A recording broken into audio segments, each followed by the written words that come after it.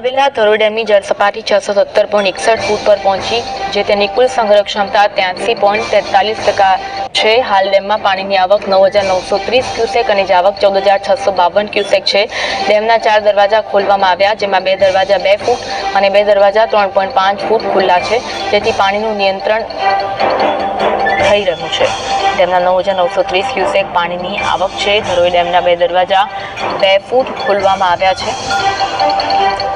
મહેસાણા જિલ્લામાં આવેલા ધરોઈ ડેમની જળ સપાટી 670.61 ફૂટે પહોંચી, જે તેની કુલ સંગ્રહ ક્ષમતાના 83.43% છે। હાલ ડેમમાં પાણીની આવક 9,930 ક્યુસેક અને આવક 14,652 ક્યુસેક છે। ડેમના 4 દરવાજા ખોલવામાં આવ્યા, જેમાં 2 દરવાજા 2 ફૂટ અને 2 દરવાજા 3.5 ફૂટ ખુલ્લા છે, જેમાં પાણીનું નિયંત્રણ નિકાલ થઈ રહ્યું છે।